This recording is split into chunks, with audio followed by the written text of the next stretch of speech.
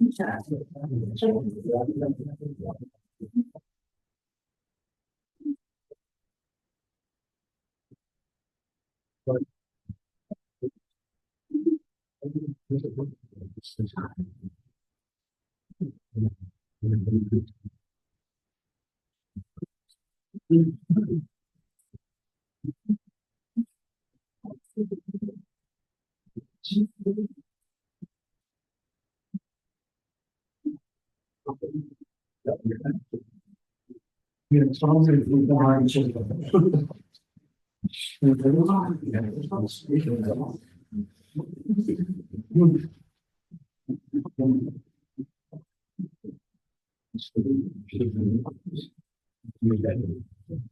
7:03. If everybody could just rise to the pledge of allegiance. I pledge allegiance to the flag of the United States of America, to the republic for which it stands, one nation under God, indivisible, with liberty and justice for all. If everybody could please stay standing, I'd like to call a moment of silence for Kenny Sue Wheel, who recently passed away.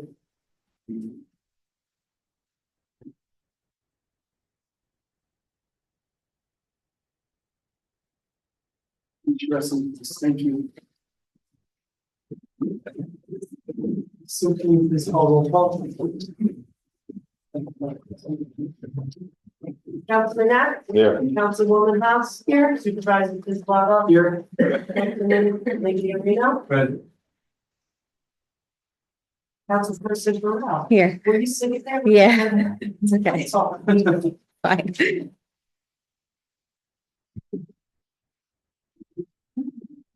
If you, it's going to correspond to each day.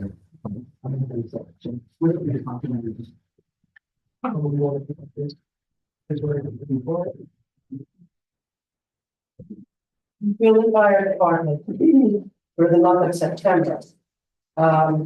Emergency calls, 65.83, drills, this is hours, 546, meetings and trainings, 79, miscellaneous 4 with a total of 694.83 personnel hours.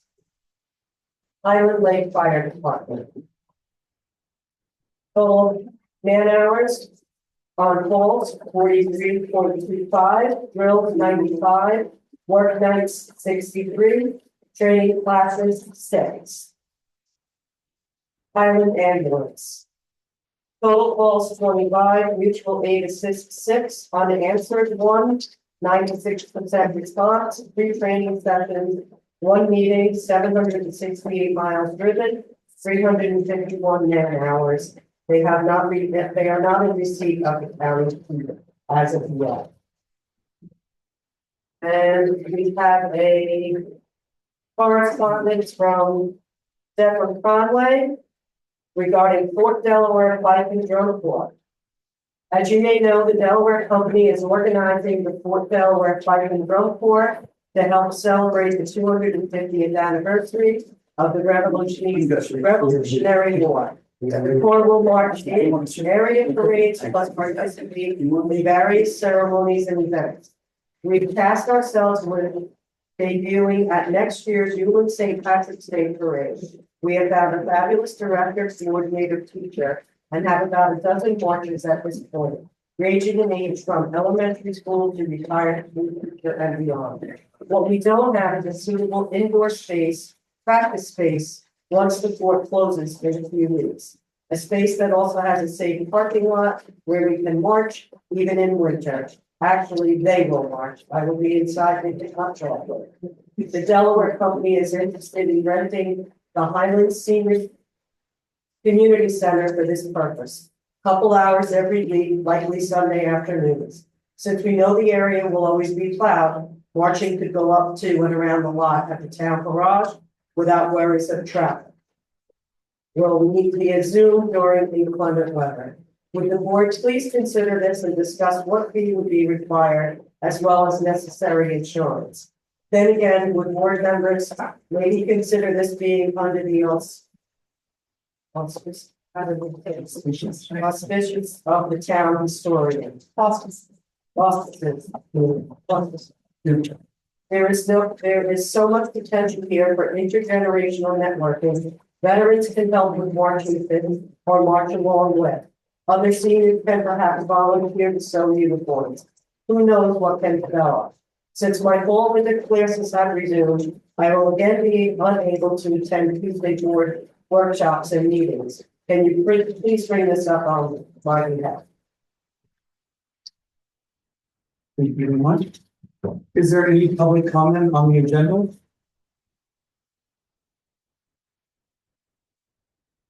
Okay, I want to thank everybody for being here today. I see a lot of heroes in the room. You have a lot. I don't think that's funny at all. I think that anybody that puts themselves in the line of fire should be taken seriously and respected, and I thank all of you for being here.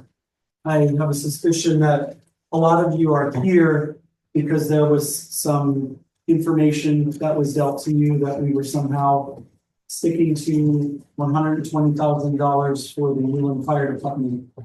The body of new board members that were here yesterday, along with a lot of the people in the public today. This was our first time working on the Highland budget. Jim has worked in the town of Lumberland, but myself, Laura, and Tom are new to the budget process. And I don't think that any department, regardless of what the content of it is, should go unquestioned by taxpayers. I don't think that anything was meant to be $120,000. I think that was a jumping off point for the board. What was reported and put into place was my notes. I have a whole stack of notes for the budget process where each person gives their requests and I fill in either a budget, like what I would like to presume it to be, or a starting point. But in the first part of the budget process, to my understanding, again, being a novice, is that I fill in and make notes on my sheets. I hand it to I hand it to Terry first. Terry plugs in those numbers. She then gives the prepared budget to Sue. There was a mistake in entering my notes in that the $120,000 was a jumping off point. I question very, very little of what's on the sheet. There's obviously wonderful things that we're able to achieve as a volunteer fire department for this amount of money. And none of that is in question, nor are your LoSAP benefits, nor are your dedication to this town. What I do question, however, is the disparage of the leadership within the trustees and within the direction of the Newland Fire Department ongoing. It took until there was a very serious incident this year where we had to make it a dry firehouse, which is pretty unprecedented in the area. Many of the firehouses are dry in the county for said reasons as to what occurred earlier this year. Also, there are very vague expenditures listed on this report.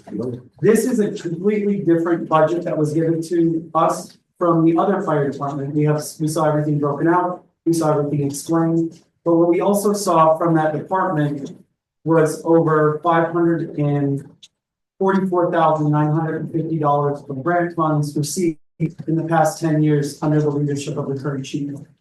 So there's a disparage of people going out and looking for money. New York State is a very hard state, which you guys all know logistically to do anything. You can't leave your house without spending money. You can't back out of your driveway without spending money. And you can't do anything, even if it's with the goodwill of a volunteer fire department force and fire district. We have two in our town. One department is working very hard. They've hired a grant writer and have achieved a lot of success saving taxpayers from these monies. They built a new firehouse. They are complying completely with OSHA regulations, and they've raised a significant amount of money. My proposal and what I wanted to tell the public once we got to that portion of the meeting, which was always scheduled for Thursday, our clerk or our bookkeeper could not be present at the 10th meeting, which is scheduled for this Thursday. So we chose to deal with emergency services budgets on those days and then work on our revenues. That being said, we were starting at $120,000. And if anybody would like to know the questionable expenses that I had, it was an air system. I wanted to know if that was the bond on the air system or if we were putting that in the budget again, because it appeared in the 2024 budget and now in the 2025 budget for $15,000.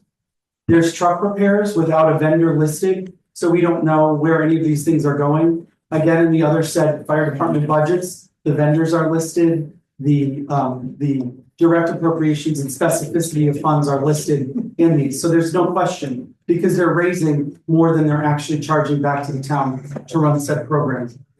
We also have maintenance of a ball field. The Uland Fire Department owns the ball field. So it doesn't list what that maintenance incurs or who's in receipt of that maintenance fund. So these are some questions that we wanted to bring up to the Uland Fire Department. And we extended these questions We to them. didn't. I'm You sorry. did. You did. You had the notes, you had the proposed budget, and you had the request. You keep saying we had none of this information. We got showed up to the meeting yesterday. No, that- You're the only senior member of the board and it was our first time and you didn't come. And you could have brought a lot of clarity to the situation. So if you want to keep interrupting, I didn't come. please stop You interrupting. didn't properly- Please stop you didn't interrupting. properly ask me. Can I speak? Stop being. We are not weak. You're not we, you are you. I'm giving my supervisor report. You keep This is saying- not your You supervisor keep report. saying we. We were at the meeting. Did you discuss the question? We were at the meeting yesterday, Did you Caitlin. discuss questions on the notes on the budget, Laura? Did you discuss questions on the notes on the budget? When you don't show up, you don't get to, So that does not make a we. You are not a we. you showed up to half of the scheduled meetings of the It doesn't town. matter. Do you want to continue to interrupt? These questions, and we do not have these questions. You were at the meeting last night. Let's come on, please.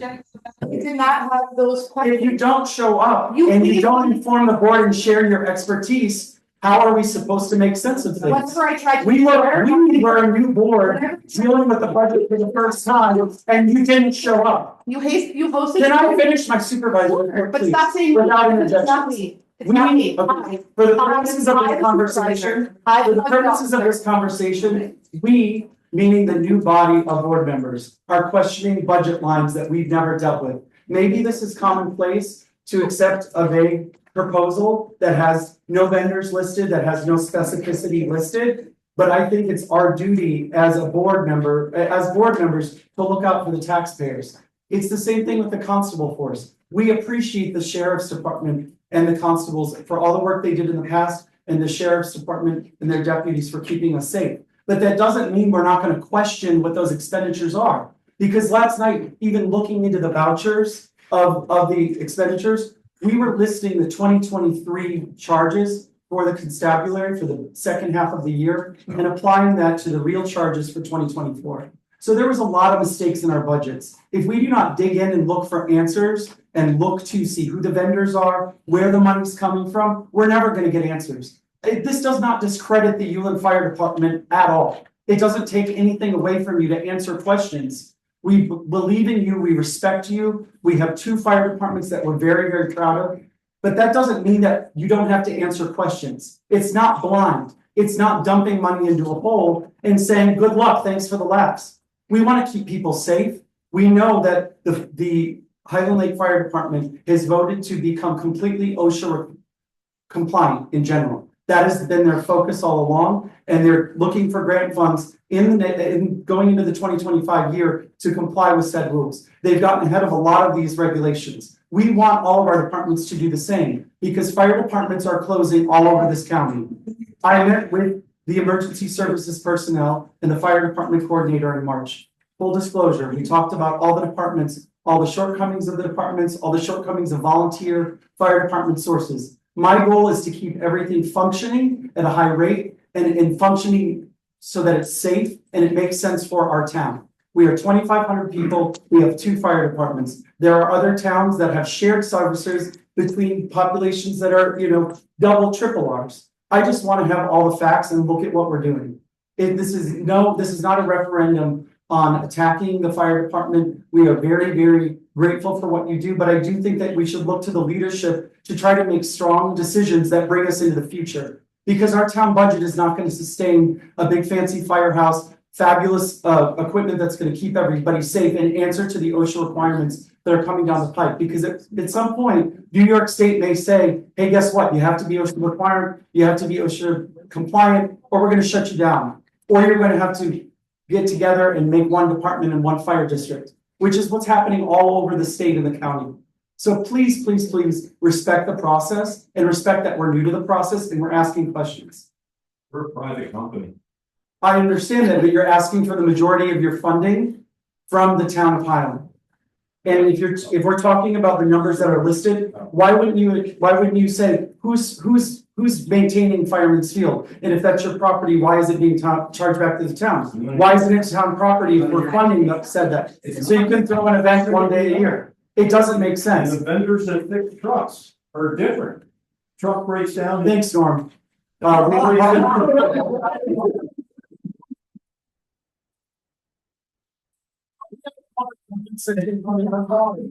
And you're more than welcome to Fix trucks to like apply. Are you the leadership, are you a trustee or a board member of the Field and Fire Department? So Jeff, Mr. Supervisor, my Yes. name is Jeffrey Haas. I am the president of Yulin Fire Department. I am congratulations on your election. administrative officer. Any questions that pertain to the Yulin Fire Department can be emailed to me and I will give you an accurate response. Thank you. Thank you. And if you can, Thank you. are you able to attend Thursday's budget meeting? No, I work for a living, so. that's not hard to when, tell if I'm gonna that's be not there. when we discuss it, the discussions I'm sorry? in that capacity. Jeffrey, are you able to attend Thursday's meeting? When will it be, sir? Thursday at 6 p.m. is when it starts and we can start with the Yulin Fire Department.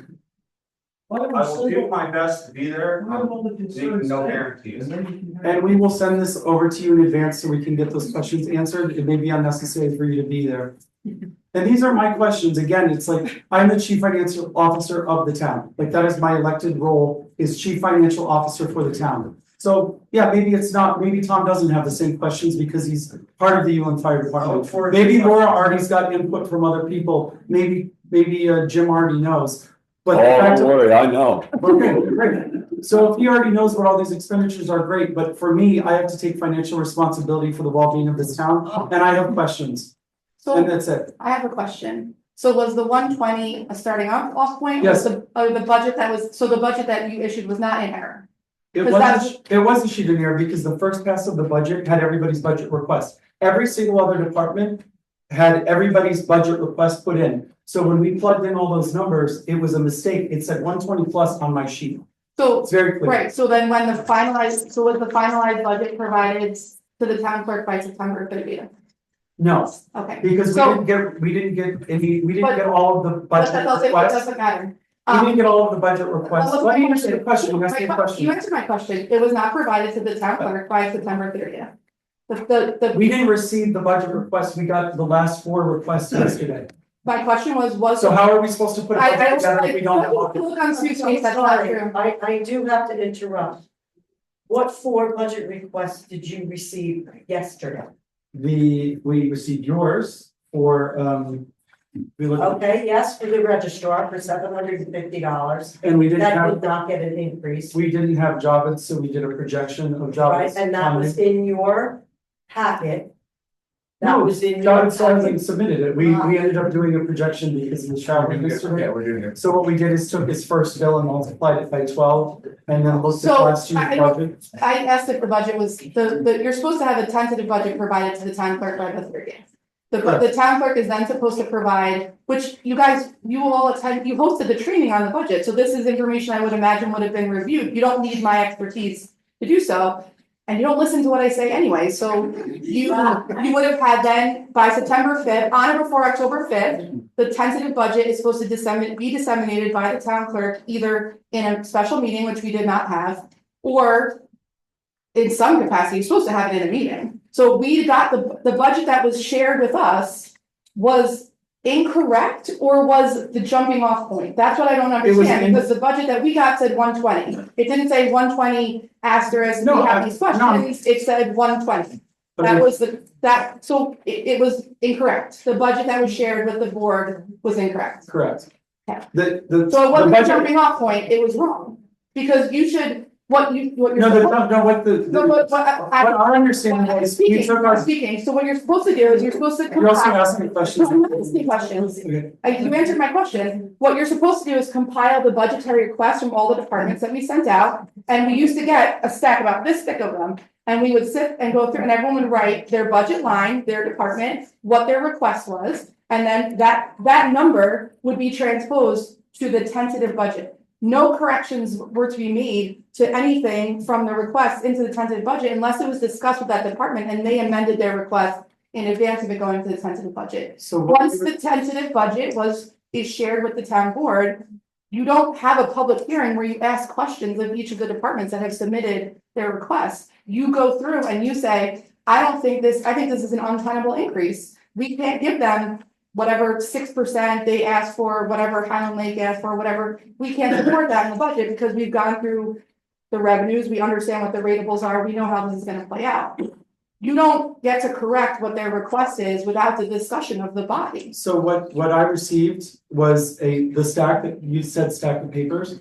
We received everybody's budget requests, and what I gathered from the workshop, and maybe my take was wrong, but I think it was correct, that it was, we put in all of the requested budgets, so everybody's budget request should have appeared and distributed to the town. So the line for the Ullin Fire Department, regardless if we're gonna make it zero, should have said $171,000, which was the request. Because that's What what we're happened under was- town law 106.2, after reviewing estimates submitted by department heads. I saw it on Highland Happenings, thank you, I'm very well. That's versed with great, that. but this is the 2025, so I So prepared. reality show is gonna continue. No, We've been yeah. doing this for 22 minutes. And Okay. you know what I heard from this side of the room? That it's none of his business.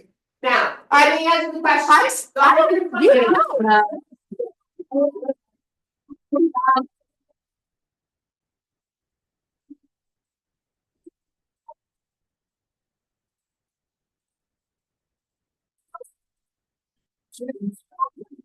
If we could also bring it in. So, that after reviewing estimates submitted by department heads and preparing estimates as necessary, the budget officer develops a tentative budget and files it with the town clerk. Nowhere in there does it say, I create my notes and that's where you develop a tentative budget from, so I don't. That's what I'm saying. It's wrong. That's exactly what I'm saying. If everybody. So it's an error, so it was an error. It was not my error. It was, you wrote 120 and then it got put on I the did tentative not. budget, I was- and then the tentative budget was shared, and that's why everybody is This is a upset. miscategorization of what happened. You just, Excuse me? yes, it did, he said it was an error. He said it was, I said, was it a jumping I off was point or was it an asking- error? I was asked. Was it a jumping off point or was it an error? Was it a jumping off point or an error? Every single budget request, regardless of what my opinions are, is supposed to be at the turned-in budget number. So the Ullin Fire Department line should have read $171,000. So whose error was it? Who put it on the tentative budget incorrectly? Because if it wasn't you, then who did it?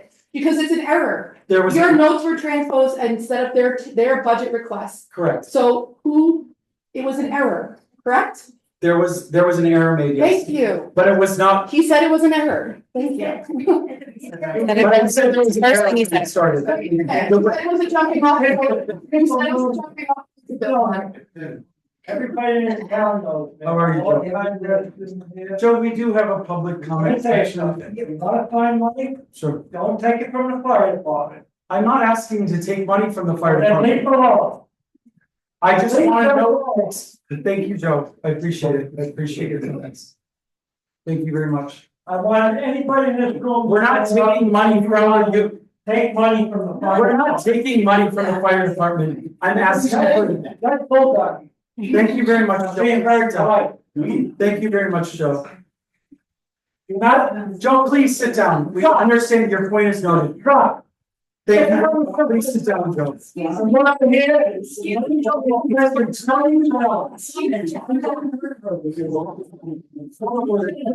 can we continue our meeting? We're wasting the public's time. Please sit down.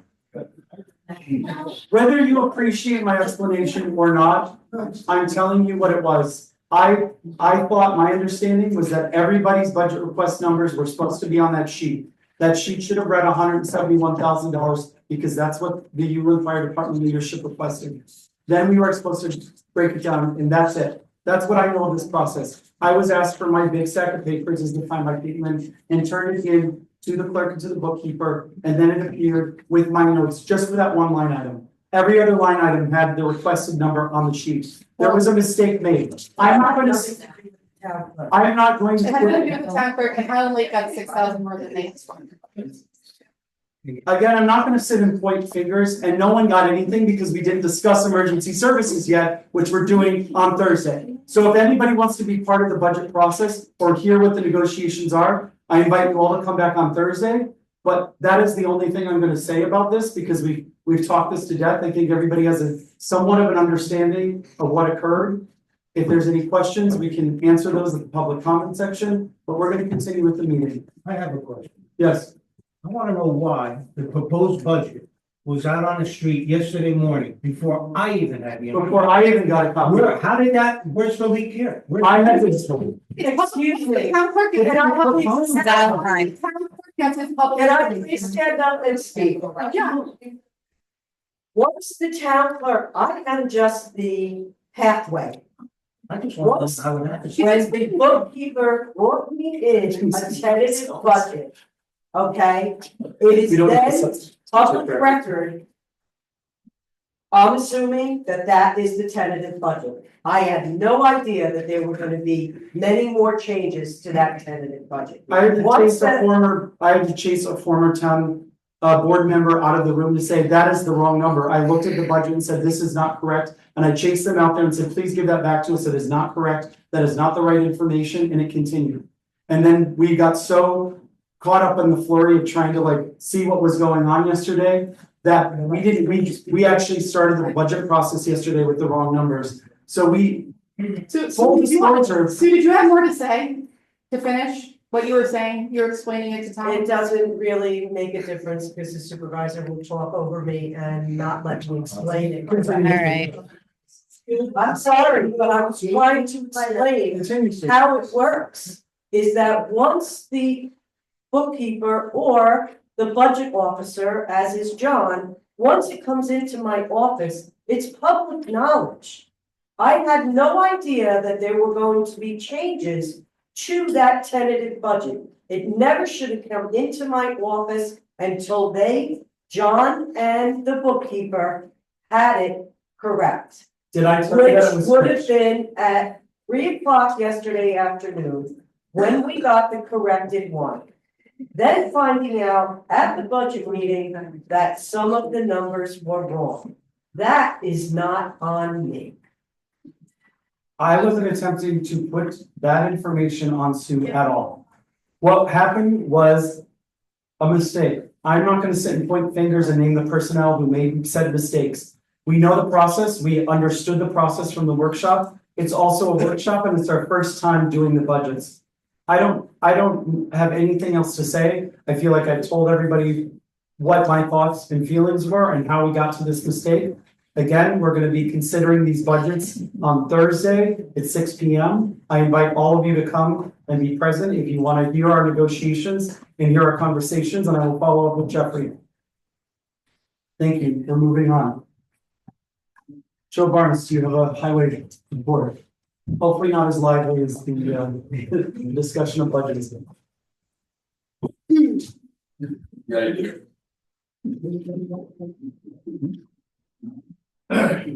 Since our September meeting, we finished doing the roadside mowing. Replaced crossover pipes on Corkscrew Road. We patched the driveway and crossover pipes done during the past month. Ditched Walford Farm Road. Chip sealed Devlin and Crawford roads. We also helped Lumberland and Tustin as they were there to help us. We put the road signs up on Davis's Old Missing Ford Road with no outlet. School bus signs have been put up on Steggy's Road at House 80, Fred Bosch's.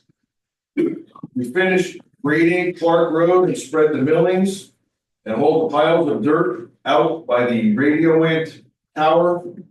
And we've been working on the 2011 tandem that we've had rebuilding the front end. 1 second. That's what I have. Thank you, Joe. Any questions from the town board for Joe? Pertaining to the highway? Okay, I want to introduce our guest here on Zoom. This is Martin McKechnie. He's going to be discussing his proposal for a hardware store. This proposed. It's not on this screen. Hit switch.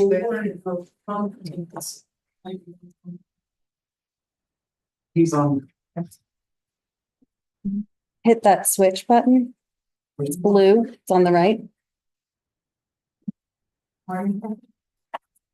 Cancel the.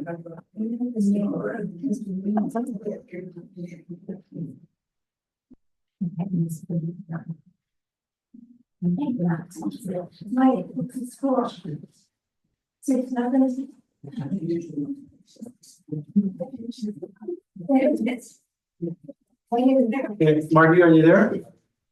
No. Where can Learn more about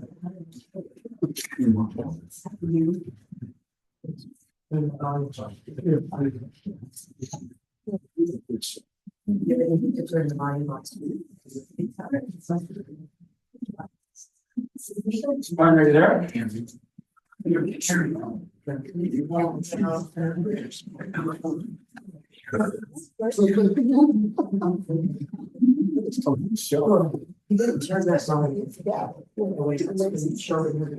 It's at the top of the computer numbers. There should be little a minus and a plus. Martin, are you there? Can you guys hear Martin? No. Not very loud. Yeah, I'm being hissing. Can you adjust your volume, please? It's not gonna make, his volume's not gonna make it louder.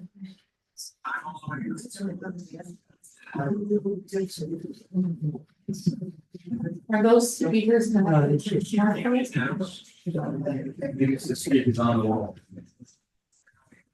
The speakers, the smart plug does not work. This is all the way out.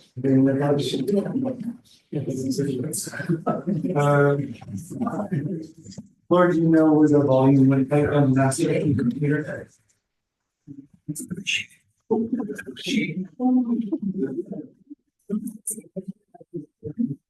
Hey, hi. You better go up and show them how to run that thing. Like watching the show. What? I like watching the show. Hey there. Like you. Okay. Yes.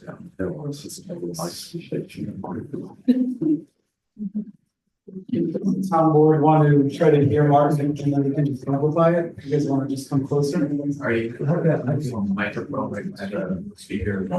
Pardon? Are you able to put my bad speaker? Yeah, we were doing that, but for some reason there's no output.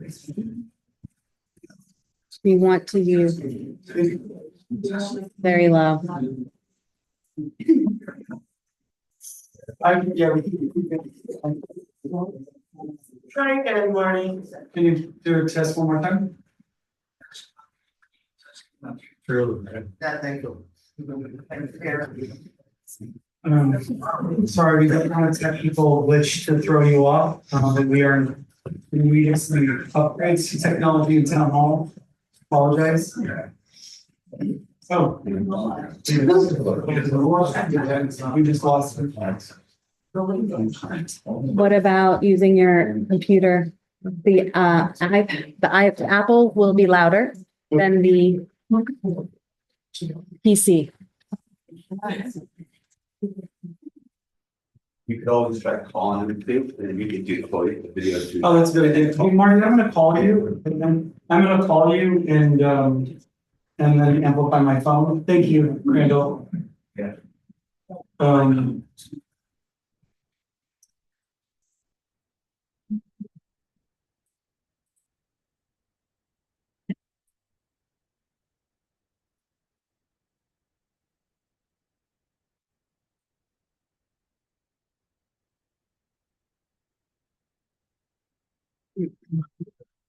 Okay, is that better? Can you guys hear him now? Mark, go ahead and test.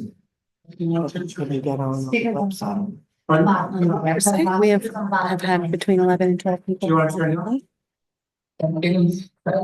There we go. All right. All right, Marty. Here. Yeah. Okay, so everybody can see you, I'm sorry, can you see, yeah, now you can kind of see the town board from behind. Thank you for being here, do you want to start and tell us a little bit about the proposal? You're all set.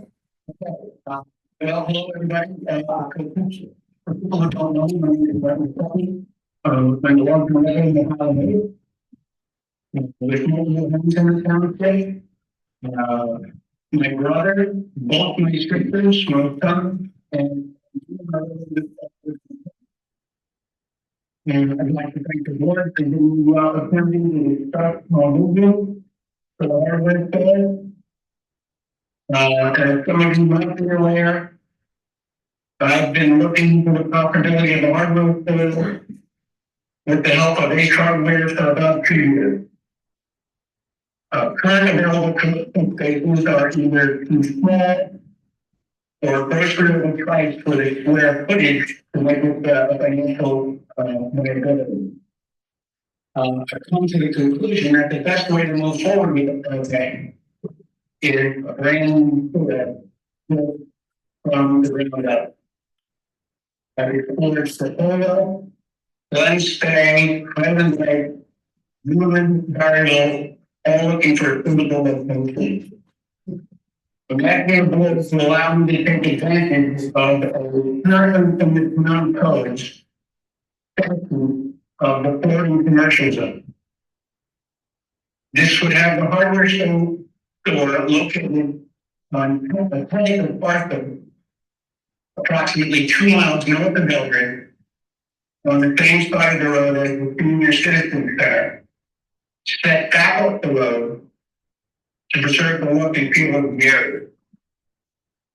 My vision is to have it look like an old factory barrel store, and for any of you who have been to Cracker Barrel, that is my vision for how the store would look. With such a large part, it could also lend itself to other things that the town is missing. I am keenly aware of some of the concerns about moving the Florida commercial zone. But this is exactly what it was written and designed for. And if you really want to start the look, the town has no commercial zone land. If we want the town to grow and attract much needed businesses, we need to make commercial zone land available. Supporting commercial zone land exists. Do we want to have businesses that don't come in, or like the business across the street from the bank in Eldred, either if the case and become the I feel for them. I hope the board will look favorably on the application. I thank everyone for the time and attention. I know that there are pressing issues going on with the town, and I'd be happy to answer anyone's questions that anyone might have. Great. Thank you, Martin. Are there any initial questions or comments from the board? I have a question Yes. and a comment. 100% for the hardware store, absolutely. The location is okay by me, but if we allow that hardware store to be built, this is called spot zoning. Does the board have the right to determine what other businesses would be built on the Route 55? What other companies could come in? If we give him the right of way to put this hardware store, we give him the go ahead. Does that mean that McDonald's can come in? Yeah, so But our present code, does that allow us to make the determination, the board? So the town has what's called the rural commercial floating zone. Right. And what that does is empowers this board to rezone a specific parcel for a specific use under certain circumstances. So while you wouldn't call it spot zoning, it's a specific provision in the code that allows that the existence of that district on these properties if you meet certain criteria. If you pass it for that purpose, it's for that purpose, right? building conditions as to other types of commercial uses and whatnot within that, within the designation. You do have a legitimate concern that if you're passing it for a commercial retail, how to control it so it's that specifically commercial retail. There might be some issues in the future as to if this applicant decides to close up shop, is it still commercial retail? And we'll look into that to see if it reverts back or not. But that is definitely a good question. There are things you can do, for example, require. So let me back up. This will be the first of multiple steps the applicant will need to take. This would be the legislative rezoning of the parcel under the code. Applicant would still need to go through site plan, special use permits, and assuming no variances, so within those types of approvals, there's controls you can build in. For example, the requirement to renew special use permits on certain triggers, for example, change of ownership, or periodically renew. So there's things you can build into kind of control for that circumstance. It wouldn't necessarily be done at this stage here. Though certainly, we can look into whether or not you can control it from a zoning perspective. I just want to make the public aware, but we let them in, which I'm all for it, I'm 100% for it. But that doesn't mean that we can stop future companies coming in, especially big box stores and people with big money, so. I'm correct in the interpretation that the town board has the initial discretion as to what can be developed in those floating commercial zones. So it's not like saying yes to this applicant with whatever conditions we put into place means that we're saying yes to the next person. That person still has to go through the same process, present to the board, apply for their project, and the board has the initial discretion as to whether they want this to continue with any caveats we put into place for the planning and zoning or not. And if it were something that we felt was, incongruous with what the town's vision is for and I think in the construction of the floating commercial districts, they were made in really small, very specific locations for that reason. So that you had to have a large tract of land, you had to have the board's approval to proceed, you had the ability to put in any, caveats or requirements into the special use permitting, et cetera. And that, to prevent things like a Kmart, not Kmart's a bad example because they're clothing everywhere, but have something of that nature, which would impact the rural character that we all want to preserve in the town from cropping up. So I think it was a way to encourage commercial growth in places where there wouldn't typically be that allowance for under the general zoning, but still maintain the control within the board and the bodies that are set to make those decisions. So Joe, we've been meeting as a this is directly what we're dealing with our 10-year comprehensive plan. Our last workshop was on where we want our commercial centers all around. And for the public who haven't attended any of the comprehensive plan committee meetings, this is the very thing that we're dealing with. What do we want our town to look like in the next 10 years? Obviously, I think I can speak for the board in saying we're all very excited to entertain the idea of Martin's proposed hardware shop or hardware store. We need a hardware store. We need resources here, and it seems like it'd be a great idea. I am not in favor of how the law is written. The floating commercial zone can be abused, as with what Tom is suggesting to the public. It could be misused, and we right now are in the middle of a lot of outside forces kind of coming into our town and kind of changing the look, the feel, the character of the town at large.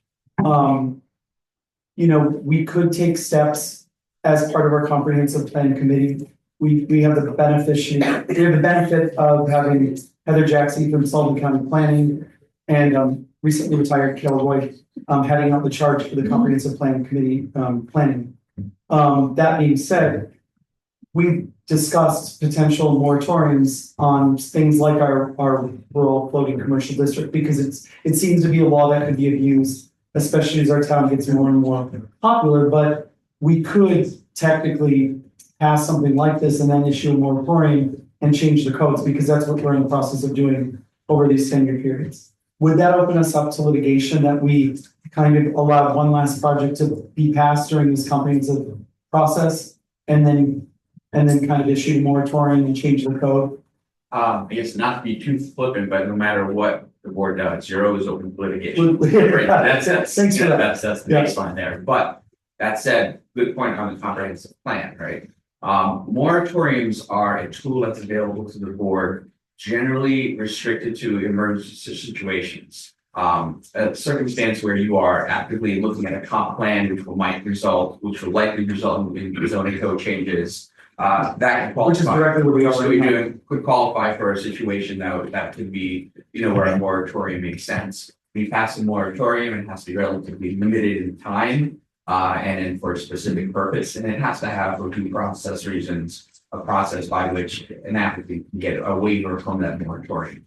Now, these are all legislative actions, and the standard review for legislative action is that it has to be based on some rational reason, but you have wide, discretion as to what that is. So in the event where you allow this process to move forward, because this applicant right now has put in an application for the board to review under this new floating zone, and then subsequently file a moratorium that prevents future applicants, there would be issues with that from a legal perspective.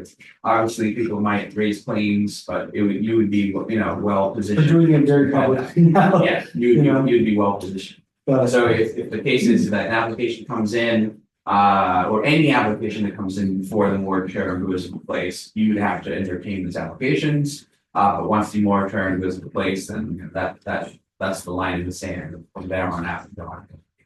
got it. So in your understanding of this proposed law, like this is our sketch sheeting in a sense, like this is our getting to know you with Marty. What are the next steps for the town board to either approve, deny, or refer this project? So it would be wholly within this board's authority to review, and we'll talk about that process. There is under the code a referral to the planning board. I can certainly outline those processes for you, but the short of it is it's almost like a sketch plan review for what this board wants to do. There's certain considerations you have to take, the appropriateness of the use, where it's situated, does it have like 500 feet of road frontage, is it a minimum 10-acre lot? And again, the code gives this board really broad discretion as to whether or not it finds, this rezoning appropriate for where it's at. I'll provide you guys a more detailed memo as to that process, but really this is the first step, which is almost a pre-application conference. Right. And then we'll take the next steps from here. If we want to add conditions, would that be after this point, after the sketch plan meeting? The condition would be something you discuss throughout your review, but ultimately you would place that on with your approval. Okay. Have you seen where, there's been a code change because, we're in the process now, we've applied for our CFA grant, which I presume we'll get, in most cases you get them through New York State. And we'll start our code rewrite process with MRB group upon award receipt of or notice of award. That being said, if the law changes, have you ever seen an instance where somebody says, well, this used to be, can we retroactively try to enact this law? Or I'm just very concerned with like the precedent. Yeah, the rule of that is the law that applies is the law that's in effect at the time of your decision. Yeah. So you could certainly make it so that when an application comes in, it could be grandfathered under an older law, so that there's an application that's submitted under a certain law and it's grandfathered under that. In the future, we change the law, that application is already submitted would fall under the old law. If his, so if he had construction delays or something of that nature. Yeah. This would be approved. Yeah. At the time of. And the way you would do that is upon the passage of the new laws, you would make it specific. You would make that specific statement in like the effective provisions, when it's effective, who it's effective. So yeah. Marty, is there anything else you wanted to add to your proposal or anything else you want the board or the public to know? I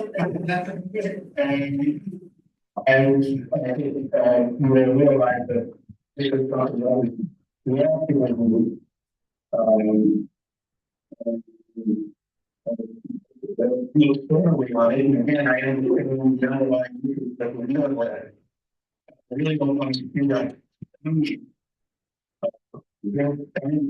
Ready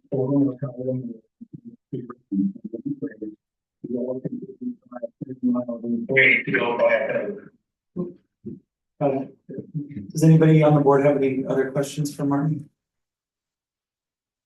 Okay. Thank you. Yeah, we wish you the best of luck. We're gonna consult with Javed on next steps.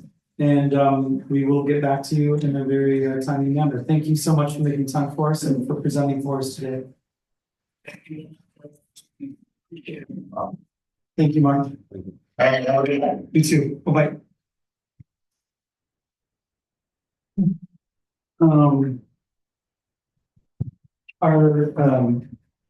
Our historian couldn't be with us today. But in place of that, we're going to get our UDC report. Everybody could just adjust the on agendas. Christine? Thank you. I'll make this really short because I know that it was a long meeting and there's a lot of important stuff going on. I just want to say briefly that we should not take the UDC for granted. They're the driving force behind the river management plan, and they provide the mechanism to address local actions by local, state, and federal agencies which affect the river valley, specifically the 73.4 miles designated upon the Upper Delaware Scenic and Recreational River. So the monthly meetings are open to the public. They're the first Thursday of the month. The next one is November 7th, and everyone's invited to go. Briefly, our executive director, Lori Ramey, received an award for environmental stewardship and sustainability. And I just wanted to give props to her because for 35 years, she's been keeping the UDC work running and against all odds. You know, the funding is still severely challenged. 40% of state funding has never been presented as it was designed. So basically we had our River Valley Awards that were on September 22nd.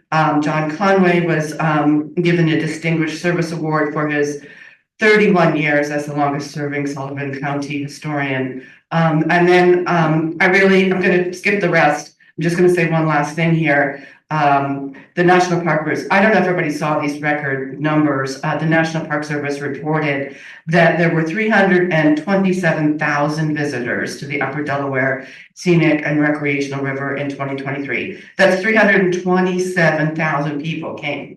That's pretty amazing. And that there was $16.6 million kind of contributed to communities near the area. And that spending supported 157 jobs and had a cumulative benefit to the local economy of $21 million.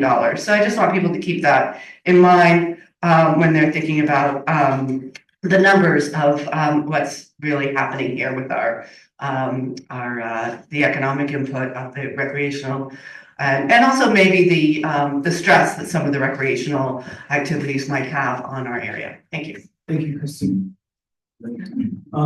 Turning back to the historian's request, I'd like to make a motion that we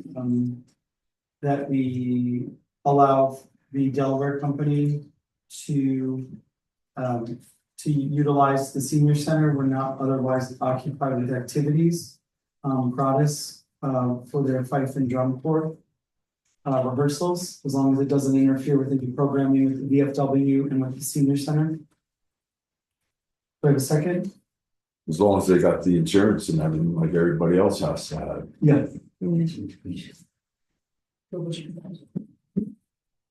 I'll make that motion. Okay, do I have a second? That said, Okay, Sue, can you do the roll call, please? Councilperson Burrell, Aye. Councilman Act, Yeah. Councilwoman Haas, Yes. Supervisor Pizzolato, Yes, Councilman Migliorino. yes, so moved. Thank you.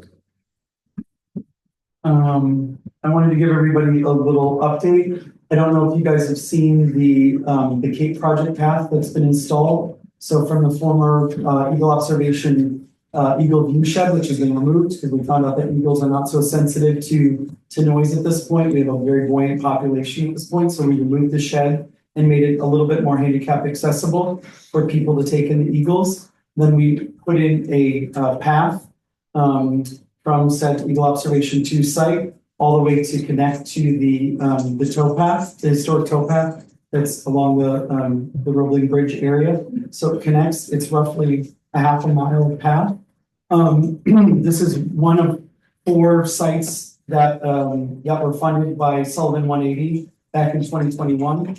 So this board is very excited to put this forward for the community to use. The only thing that will be added to this is signage, so interpretive signage as to vegetation, the animal inhabitants of the area, and some directional signs for where certain activities can be used.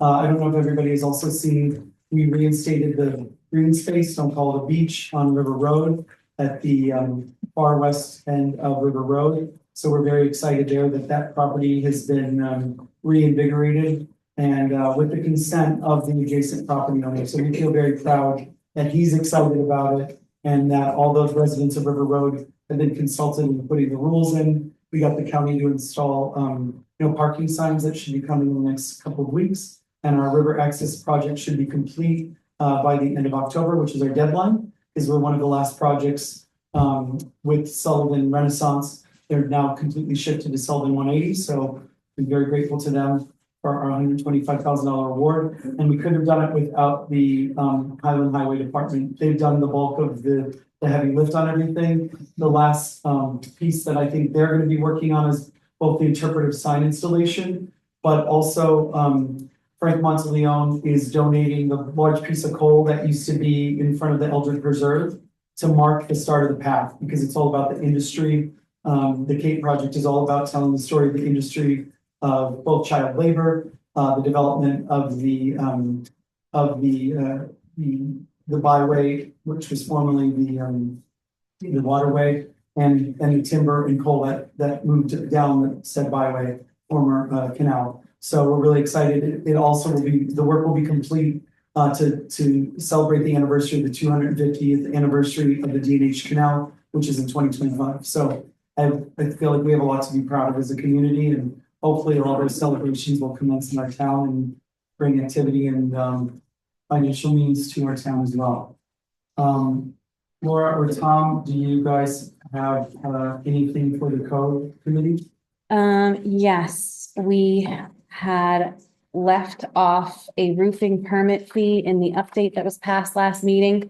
So everyone should have received an updated fee schedule, which now includes the roofing permit, which was just an oversight.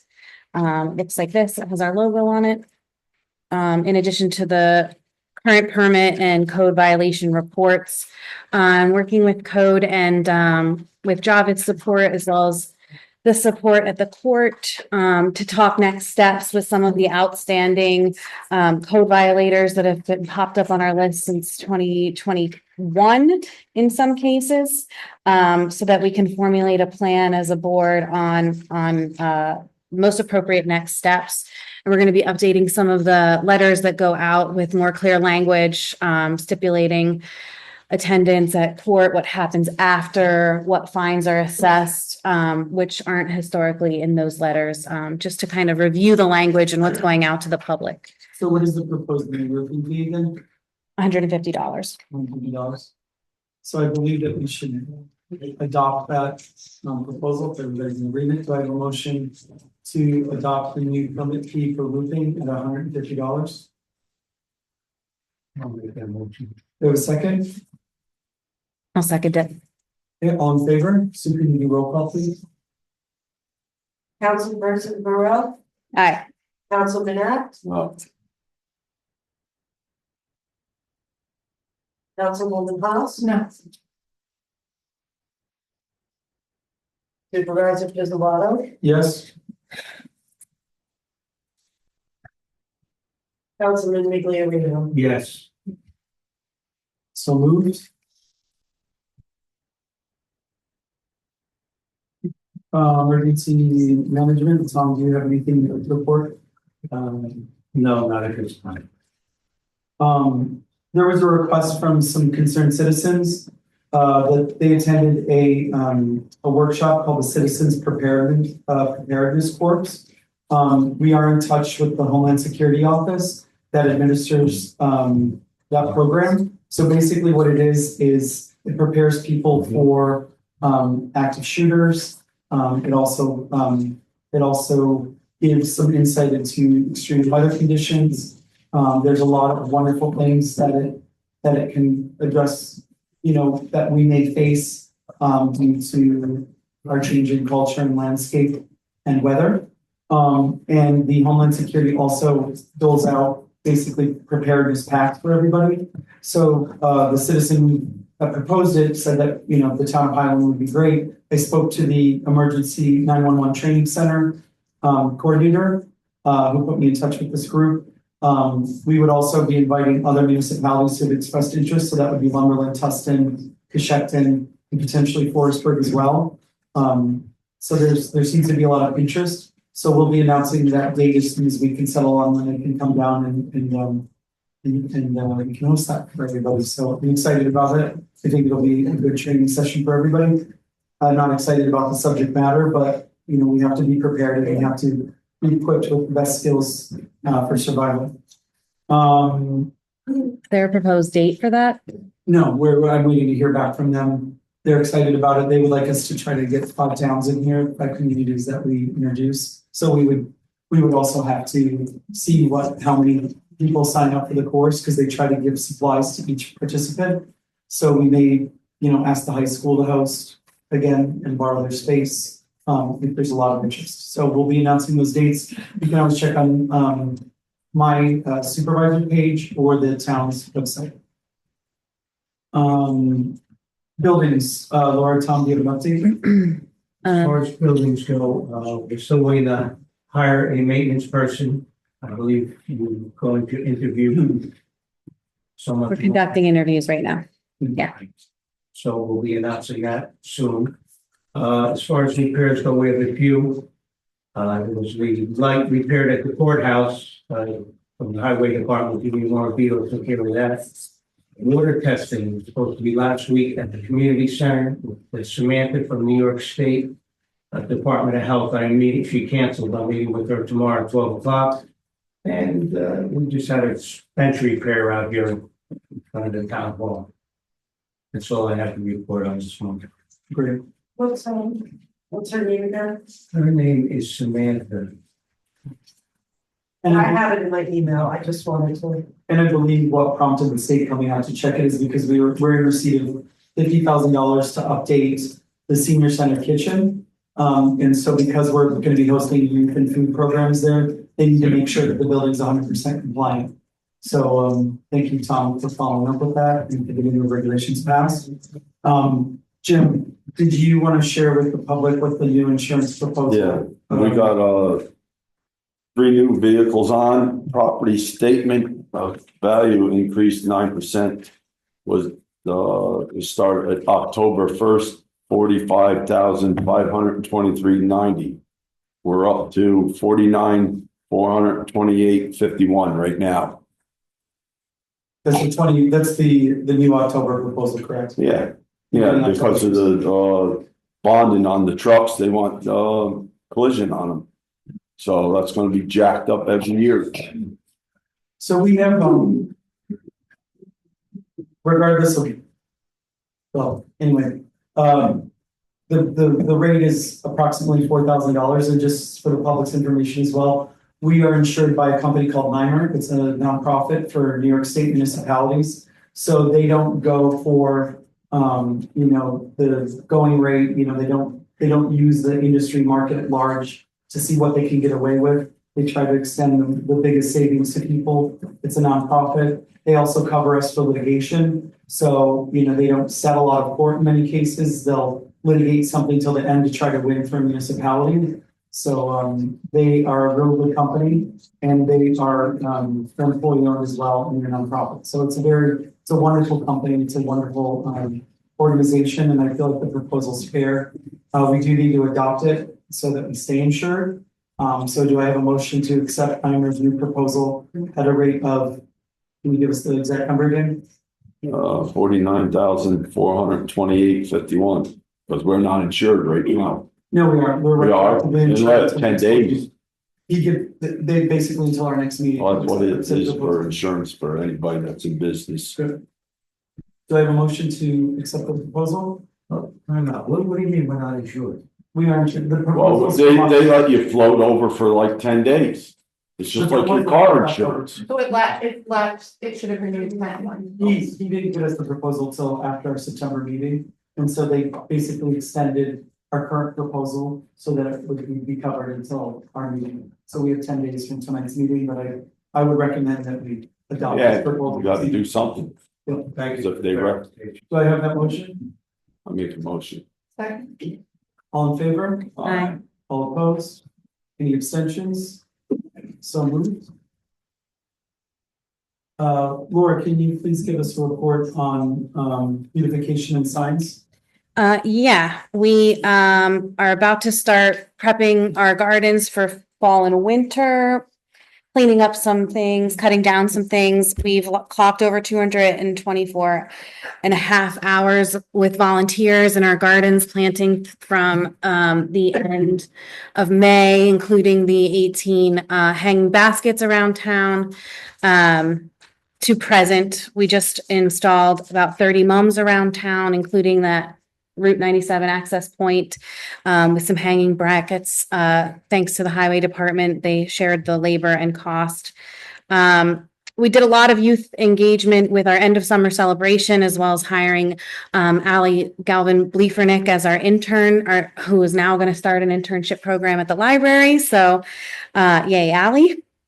October 11th, this Friday, will be a design meeting with the Doreen Warner from W Design and Kelly Lee, who are engaged in creating 2 gateway signs for us, which will be duplicated on 97 and 55. So we'll get a first look at those this Friday, with those set to be installed before the ground freezes. And the reports, supplementary materials, pictures, and all that has been submitted under deadline to Sullivan 180. Yeah, and just for a little background for the public as well.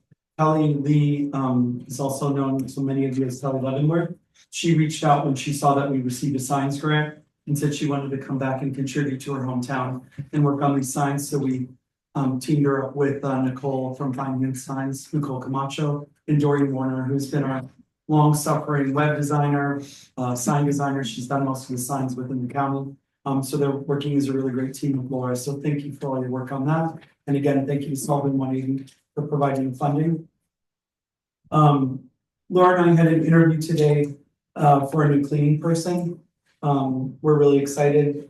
It's a Eldred resident, Omar Cruz. He also has a dog grooming business. And he would like a shot at taking over the cleaning for all of our town buildings. That includes the senior center, town hall, the town highway, kitchen area and bathrooms, as well as the courthouse. So Omar seems very excited. Yeah. He's willing to jump on for the same rate that we were paying Pinky.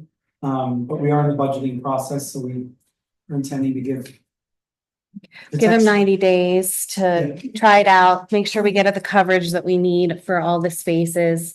He has some handyman skills too, which will help with some of the bathroom toilets. And we're gonna test him out from now until the end of the year. Exactly. So we're really excited about him. Once he's on board, that's what's me, and I'll walk into a building. That was our thought process today with while we're looking for like a maintenance person as well, Omar can also be a conduit between maintenance and other like contractor work that we may need for the town, because he said he's no carpenter, but he can paint, he can do some minor plumbing and electrical work. So he seems to be a really good candidate. Sue, could you also help with just the walkthrough? Yeah. Okay, because you have knowledge of like where all the materials live and, I think I told you. I had Okay. things. thank you. Yes. I appreciate that. Did you- So, Did you want to Well, cover grants? pardon? Did you want to cover grants? I think we'll make a motion for Omar. yeah. So do I have a motion to hire Omar Cruz at the same rate that Pinky is making for town cleaning services? Let's see. Motion for discussion. Sure. Did we have any other applicants? No. Did we post it and did we have any other applicants? Omar came through the maintenance position job listing. Okay. And in the conversation, he was leaning more towards the cleaning position. And so while we posted for the general maintenance, this sort of came out of it. We weren't sure what, because the cleaning company is owned by Microfield. We didn't know what kind of If that contract would what continue. the contract was gonna be there.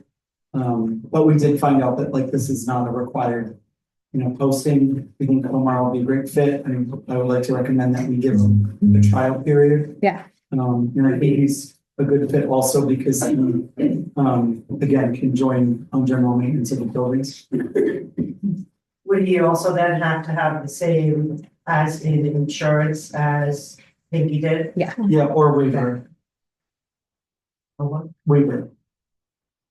The workers' comp waiver can be, they can submit a waiver for. Does he work by himself? Yes, Yeah. He's no employees. yes, he doesn't have a cleaning company, so he can sign up as a waiver as an independent He contractor. could be, dismissed with excuse. Correct, but anytime it's an at-will position.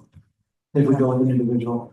Okay, so do I have the motion to hire Omar Cruz for the cleaning position I'd like to add that to that motion with the trial period. with the trial period Thank of you. suggested 90 days? Yeah.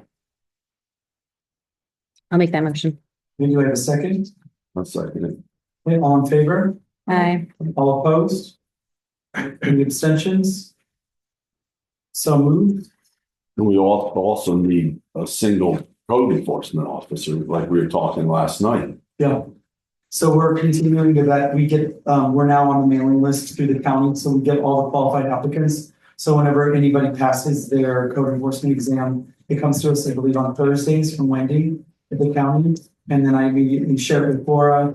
We go over it. It's a lot of the same names every week. We've only seen like 1 or 2 names in the past, So like we gotta 6 do. months, but it's something. we're I would definitely- recommend we send that list to everybody. That Sure. would be nice. It'd be great. Yeah, that'd be Sure, great. you're more than happy to share that with everybody.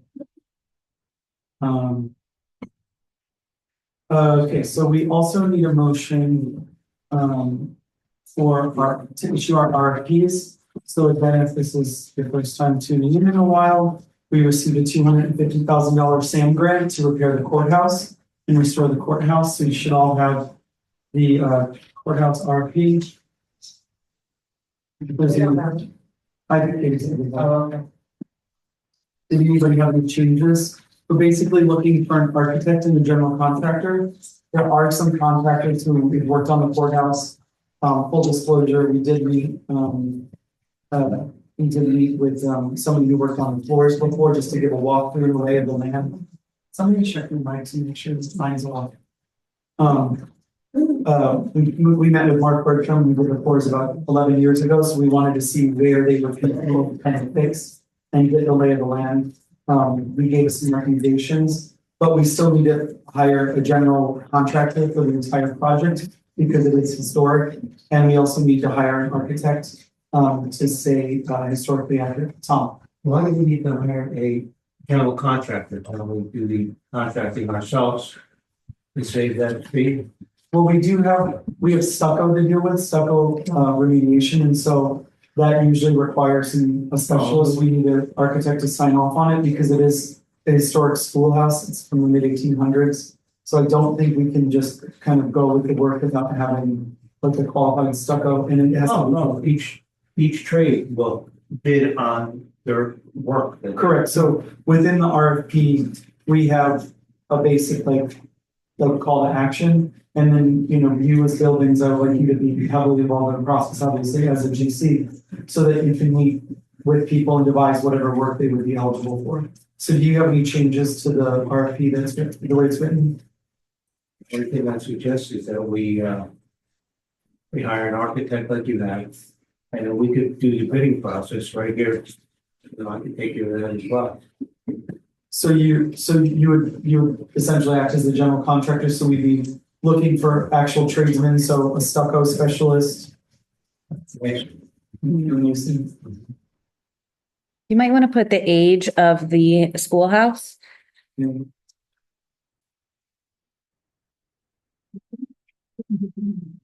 Thank you for the musical interlude. Thank you. Yeah, Yeah. 1816.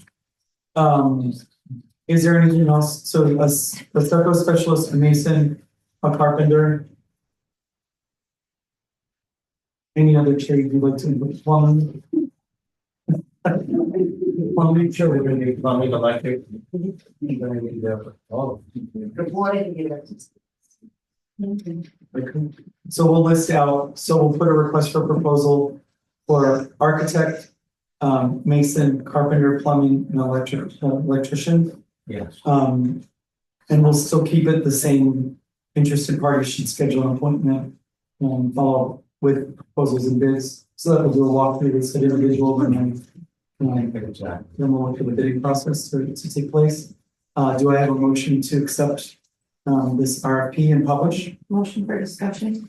Yes? I would put a time period on there. It's open ended, the way it's written. Okay, so if this goes in the Wednesday edition of the Democrat and the Friday edition of next week's River Reporter, next No. week's River Reporter, And that's prevailing wage. we're still waiting to hear from the Minister of Weights and Measures of New York State. There are, because of the nature of the grant, because it's historic, they focus on specialists, so we're waiting to see if it's fair wage or if we have to submit their credentials to the state for approval once we make our selections in the different process. So if we talk about getting the last update date of October 18, getting this out here, we could stop bids or stop accepting bids. You're not bidding it yet. Have the period be from October 18th. Pardon? You're not bidding it. no, it's just We're gonna have to get an RFP. architect to put the plans together, so we have. So we You gotta have drivers. So they should first submit the RFP for architect Architect. by, we'll start October 18th. We have to add the motion to advertise because of spending funds. So you wanted it in the paper for October 18th? Yeah. For Friday. Friday. Okay. Yeah, we can just do both, just so that it's a clean break. They have a Friday edition as well, so does the River Reporter. So October 18th, we'll close the bidding process November 22nd. No, close the RFP process for the architect. So, do I have a motion to approve the expenditures to advertise for the RFP? Looking for architects to repair the courthouse, No, the architect's developing. to develop the plans for, sorry, I should have written this differently, so. Design and Yeah. plan. So do I have, I guess it's a two-part motion, do I have a motion to advertise in the Democrat and the River Reporter for an architect to devise the plans to activate our SAM grant restoration of our courthouse? You have to do the RFP first. To publish the request for proposal in the Democrat and the River Reporter as discussed. There was that motion? Okay, so the first motion, we're doing two separate motions. Do you need two separate motions? Just to have it clear. Okay, Yeah, so so the I have a first- motion to issue an RFP and expend the budget in the River Reporter and the Sullivan County Democrat. No, the first motion is to issue the RFP. The second motion is to advertise. Well, I was just gonna start with advertising first, but I guess we can What are you advertising? do one with them both today. Yeah, that's the. Does it matter? Temporarily speaking, it's not right, the order of the motion. But so do I have a motion to advertise in the Democrat and the River Reporter for RFP for an architect for the renovation of our courthouse? So we're just talking about the publishing of the RFP and the expenditures. Do I have that motion? I'll make that. Do I have a second? I'll second it. So can you do roll call? Councilperson Burrell, Aye. Councilman Net, Councilwoman Haas. Yes. Supervisor Pizzolatto. Yes. Councilman Migliorino. Yes.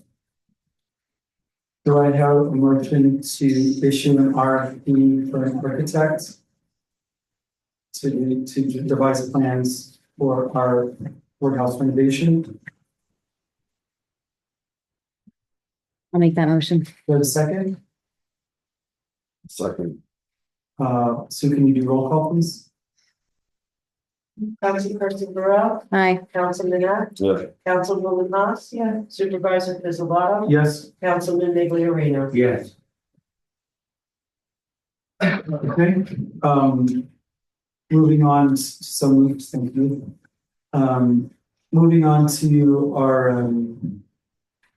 our personnel committee as well.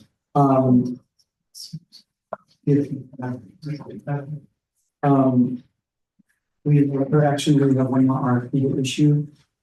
This was not in your packet because we do not have internet currently with our printer. I don't know if everybody in town has noticed, but the I guess it's Frontier is down, so we've not had access all day to that printer. We basically need to issue.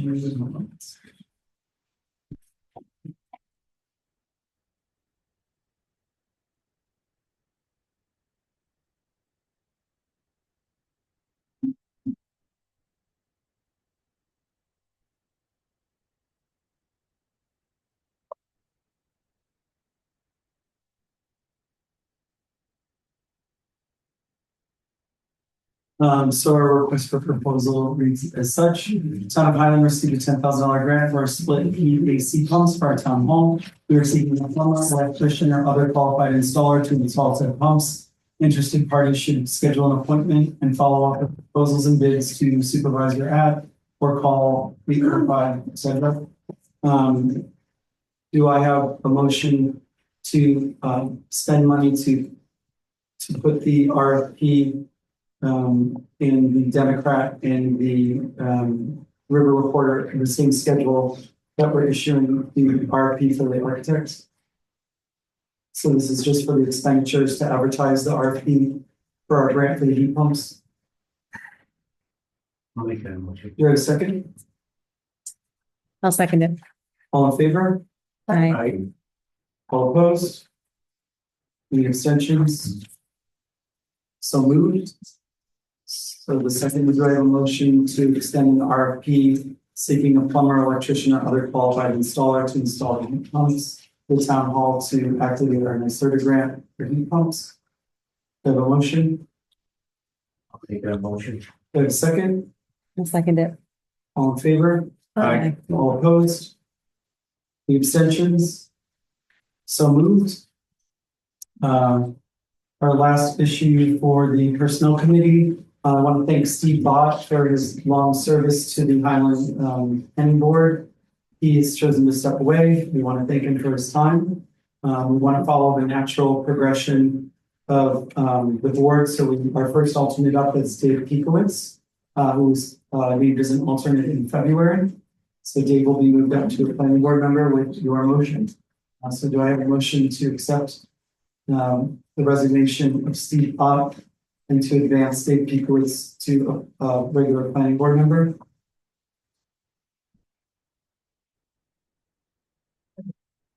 No, it's verbal to the planning board chair.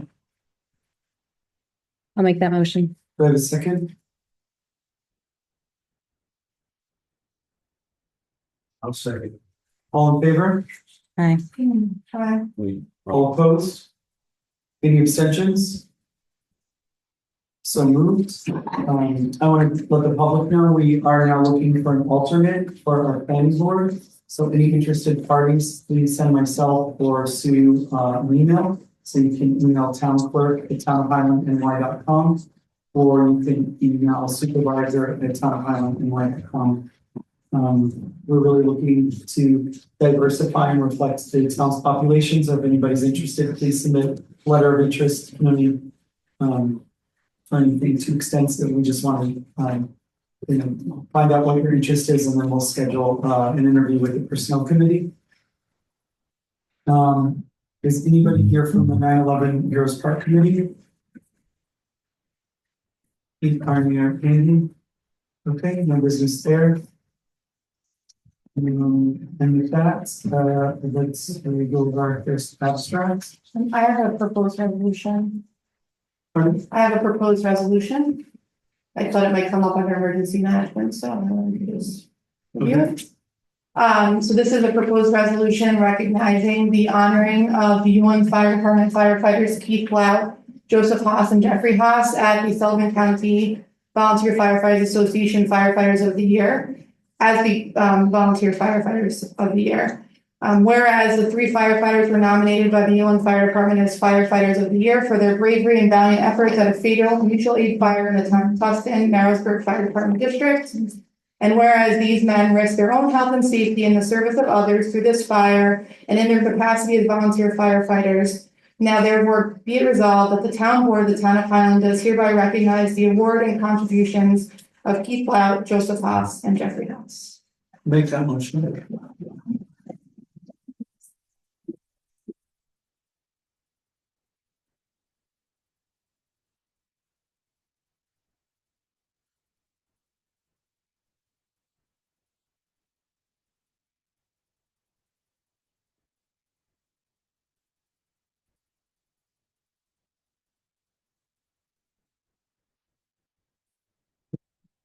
I'll make that motion. Do I have a second? I'll second it.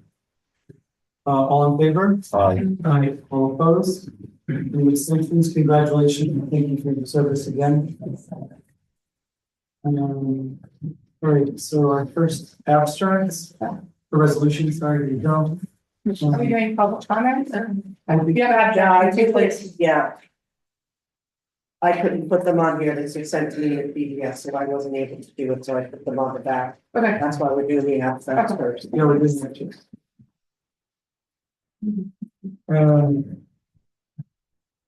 This is the one. There is something. Yeah, it's just like on that. Okay. What's done? The town of Highland. Got it. The town of Highland, at the board meeting on October 8th, 2024, did introduce and pass the following resolution. Whereas modifications are required for the 2024 general budget, now therefore be it resolved that the following budgetary transfers to be made to the 2024 budget. Town attorney, $2,205.50. Dog control, $1,450. Highway administration contractual, $750. Cemeteries, $700. Cemeteries contractual, $2,000. Appropriations data processing contractuals for $694.63. Research and study grants for $5,208.22. Refuse and garbage contractual, $971. And community beautification contractual for $231.65. Do I have a motion? Motion. Do I have a second? I'll second it. All in favor? I, All opposed? Any abstentions? So moved. So this time I'd like to open the public comment. no, we have the other. Public comment before the extra. I just want to give the chance for anybody that needs to leave. Is there any public comment? Yes. Regarding a fully commercial zone, I would love to see hardware store here. I think it's one is needed, and I think almost everybody would agree to that. But my concern is the floating commercial zone. If my understanding is correct, the floating commercial zone is an option. The town board not a requirement. So the town board can say yes or say no regarding the floating commercial zone. If I am correct, my concern is this. You say yes and approve applicant number 1. My concern is not there, but applicant number 2. Be there a moratorium or no moratorium, I think any attorney worth being called an attorney could find grounds for a lawsuit against the town in a denial of applicant number 2. I just asked the board to consider that. Understand, thank you, and the enjoy share your concerns, and that's why we walked out a lot of potential litigation, as it said, you can sue for pretty much anything incorrect. But I hear your concerns, and it's definitely a deep consideration of the board. Thank you, and share your concerns. Thank you. Yes, Mr. Fishman. Regarding the voting commercial. This question, Jack. My understanding of the code is that the town has the exclusive discretion to approve or disapprove a plan, an application for the use of on a political zone, regardless. For any reason, you can. That's the way the code is written. Is that enforceable? Can somebody sue and claim, whatever, what I can't think of the word. I'm sorry, discrimination, thank you.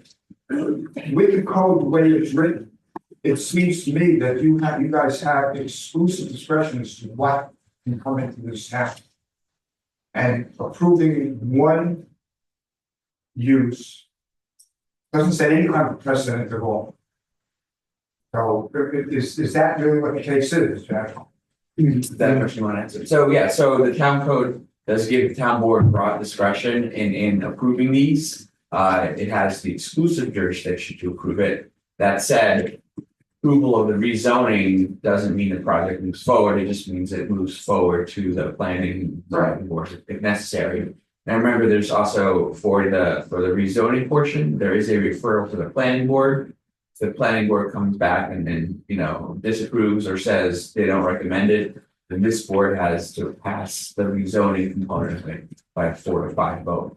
So it's like a super majority, almost similar to the GML 239. Within the language of the code that gives you the authority to approve or disapprove for any reason, the reason still has to be reasonable and rational, can't be arbitrary and capricious. So if you pass it or if you deny it because you don't like this applicant and you don't like the color of their car, while technically that's a reason, it's not a law, right? So that's your left brain. Yeah, I mean, Larry, to answer your question as well. On coming into this position, this one. Well, if you disapprove of the color of the car, yes. But this one law keeps me up at night because it's so open-ended and it's so poorly written and it's so vague and it opens the town up to so much outside intervention. But I love Marty's project, so it's hard to also separate from those two things. But I do want to create a mechanism in a world where we make space for commerce. But I also, to Tom's point, I agree, it looks a lot like spot zoning, and we don't want our town necessarily to look like every pull-off all across America where we lose all of our town character. We have industry that's not developed. I mean, part of the best parts about our town is the commercial centers are based on pedestrian traffic of when the town was settled in 1851. We see our hamlet commercial centers around where people naturally gathered and settled. And so it is upsetting because it could turn into something that none of us want to see. I agree completely. Again, I didn't hear part of what you were telling, John. The 239 review or the? No, The ultimate discretion. Does it open, is there an opening for discrimination, claim of discrimination if the town, I mean, like I say, aside from saying, I don't like to call it a car, is there an opening for a claim of discrimination if the town says we want a hardware store that is absolutely great for the town, but we don't want a Walmart? We don't want, and I don't know whether you would or not, but we don't want a Burger King. Second use, third use, whatever. You know, but if the town decides they don't want a Burger King, does that leave us open to discrimination? So The again, way the code is written. yeah, right now. because of the broad language giving you discretion, but that you have to articulate what your rationale is. It really is a finding of appropriateness, not just the town boards and a lot of discretion, to figure out what is or what is not appropriate. Finding that a local hardware store would be appropriate, but finding that a Walmart would not be appropriate wouldn't be a basis for discrimination. It would not. Thank you. Yes, If I may, yeah, not to get into a dispute, but from my life experiences, people can sue for almost anything they can sue. Winning the suit is a separate issue.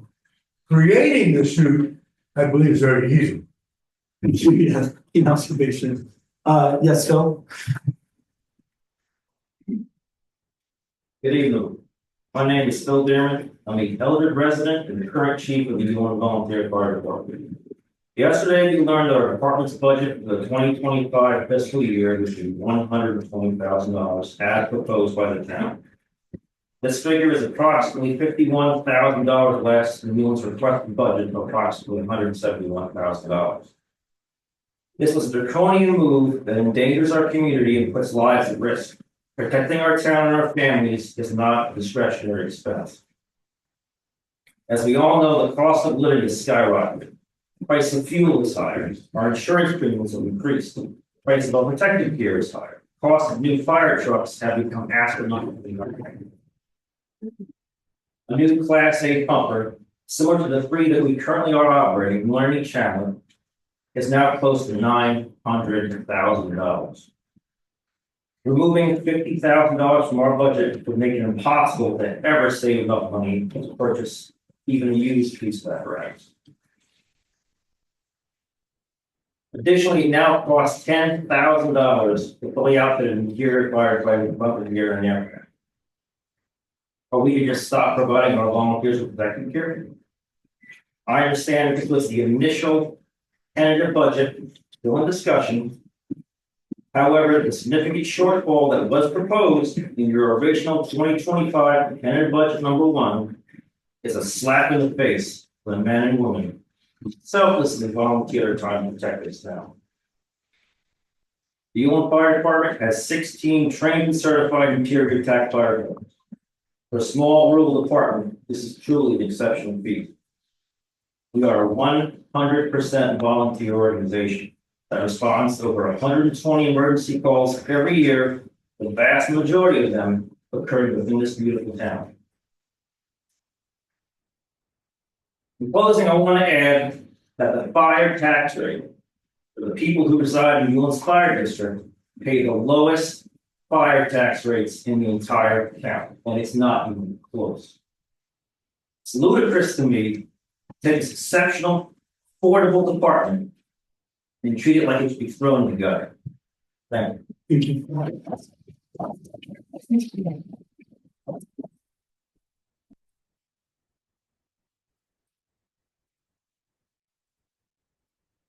Well, are you amenable to, I had a conversation with Warren, who's heading out of town. I asked him to come to the budget meeting tomorrow as well, or on Thursday as well. Are you amenable to, or have you worked with a grant writer? Any discussion if you want to have about non-firemetic issues, please do so with Jeffrey. Okay, so Jeff, have you guys ever worked with a grant writer? You can email me your questions, sir. I'll address them. Any further questions, Jerry? I just want to make a quick clarification with regard to when you were talking earlier about the Newland Fire Department and contrasting them with the Lake Fire Department. There were some things that were said that were factually not correct, so I just want to clarify that. You indicated that the Highland Lake Fire Department submitted vendor information and additional information along with the budget on his counterpart, Highland Lake Fire Department. I'm Jeff's counterpart, Highland Lake Fire Department. I'm on board, I'm the president. I created budget along with some of my fellow people there. We just submitted a basic budget. We did not submit any vendor information. So as you're comparing and contrasting, just to clarify that, that's number one. Number two, at one point you said that we were OSHA approved or that we're OSHA compliant. And later on, you said that we voted at a meeting to, become OSHA compliant. So let me finish. We're not OSHA compliant. There's new OSHA standards that are coming out now. And I mentioned this at a meeting, like, well, it's gonna cost us significant amount. You and fire council read this as well. We're not OSHA compliant right now with the new standards. Matter of fact, we're individually going through and trying to fight the new standards because it would be an unbelievable financial burden on the fire department and on the town. And we've never voted to be compliant with OSHA. So just for clarification, it's comparing and contrasting. Those are not differences between Highland Lake and also one last thing, firematic issues, you can contact Warren. Any budgetary issues, please contact me. I'm the president of Highland. Thanks so much, Jerry. Thank you.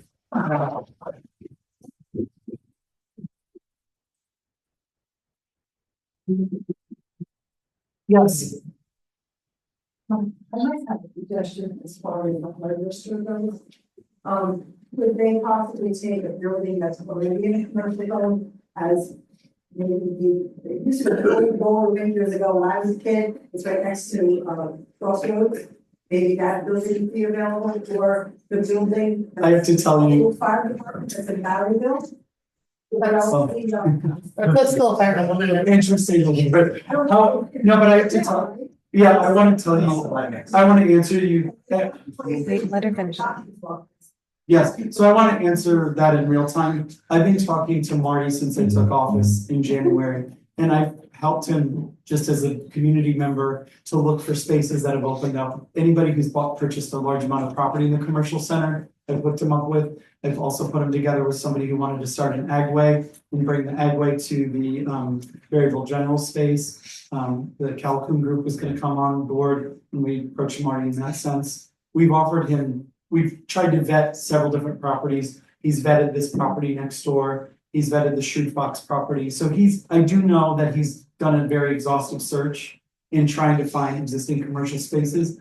And as supervisor, I can't speak for the board, but like I said before, I don't want to change the rural character of our town. I love how it's developed. I love that we have commercial centers in each one of our hamlets. And so the goal is always to reactivate a commercial space in a bigger way. So know that I can say, speaking for Marty in my interactions with him, that he's done a very intense vetting process of all the commercial spaces, but thank you, and it's a great observation. Yes. Hi, I'm Maya Van Rossum. I'm the Delaware River Keeper, leader of the Delaware River Keeper Network. Welcome, thank you. Thank you. I also happen to have property in the town of Highland, so also a resident. And I think my husband's somewhere around the corner, but maybe not. Good. But I'm here wearing my Delaware River Keeper hat. And a lot of the conversation this evening actually is kind of prescient as to why I'm here. I'm here to submit to you a petition for consideration to actually put in place a moratorium against new development, expanding development, or land use changes in the recreational and scenic river corridor along the main stem Delaware River.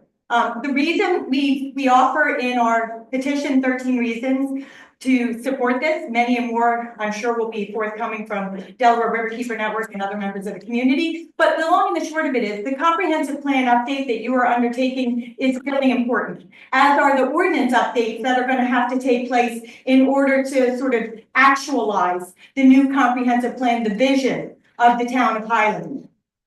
And we think that it is very, very important that this comprehensive plan work, this ordinance work, not be undermined by some sort of new development proposal before it has a chance to even be completed and again to be actualized. And so I'm submitting this petition again to it would be for a moratorium against any new or expanding development or land use changes in the scenic and recreational upper Delaware River corridor within the town of Highland, of course, until the town has completed its comprehensive plan, until the ordinances have been amended to implement the new plan, until there has been assurance that the comprehensive plan and the modified ordinances also comply with the obligations of the town of Highland when it comes to the Upper Delaware River Management Plan, until any inconsistencies that currently exist within the town of Highland ordinances, code, and regulations. I think you've talked about some inconsistencies or unclear elements in the code.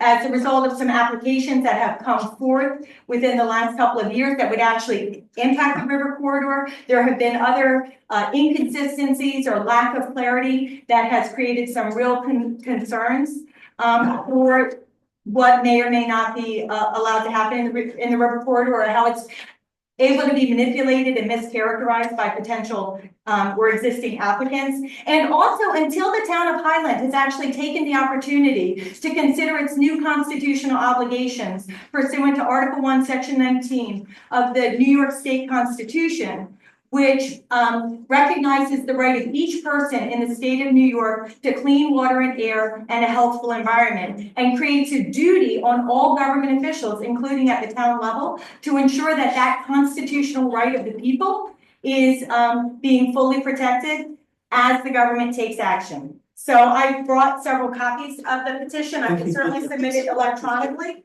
but that's just a summary of what we're asking. And you, did you email this? I have not, but Okay. I'll email it, Okay, thank you. later, thank you. Thank you very much. Yeah. Oh, thanks. Thank you. Thank you very much, Maura.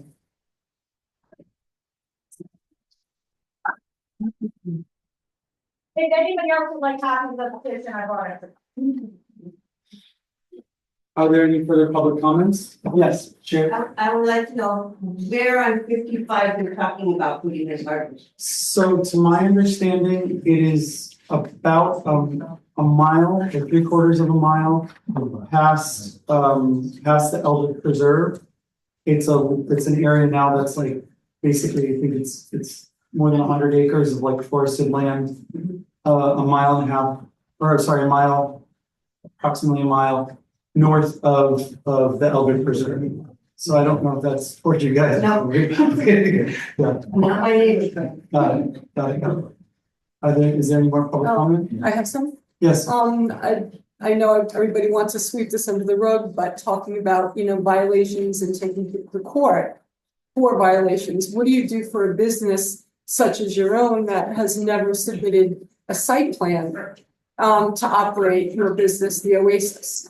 So we And I'll answered, take advantage of having Norm in the audience. Norma's not the planning board chair. No, I got fired. man. Please, yeah, I know.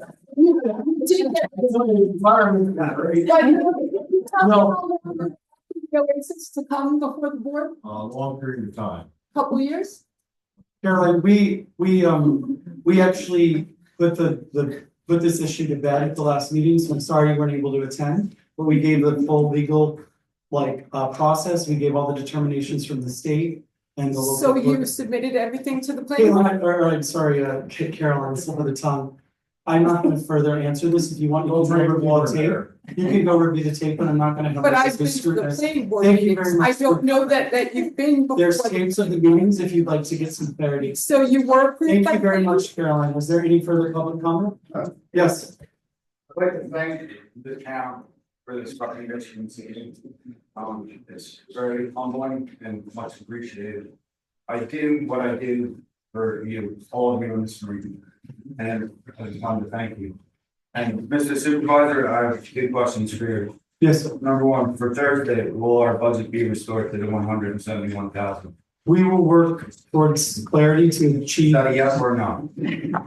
I'm going to continue the process with you guys. I would like to get it to that point. We just have I have a couple of questions. But it's. And that leads to my second question. Your question seems like an audit. Are you auditing us? No, but I am considering how the town spends its money in every direction. Seems like an audit. It's not an audit. If you'd like an audit, we can work on an audit. And if it's something, if you're requesting, Jeffrey, are you requesting an audit? Would you like an audit? I'm just curious. Not from you. All right. Thanks a lot. Is there any more public comment? Thank you so much to the public. Yes. Yes. I understand it was an accident or whatever you would call it. Why was your initial starting less than our budget last year? We just looked at I will not speak for anybody else on the board. I looked at all of the quantifiable, like everything that you guys submitted with your budget request. there was no question with $121,000 or $120,000 of your request. So on my worksheet, it says 120 plus, and then I had said questions for the powers that be. So we're gonna hopefully do our best to get those questions answered. And it is a budget process. I would encourage everybody to be here. We're doing our best. It's our first time I've done this. I'll speak for myself. I'm not doing this for anybody else. It's the first time I've done this. It's the best way I know how. I started in baseline. And it was my private workshop and notes that I turned over that were shared.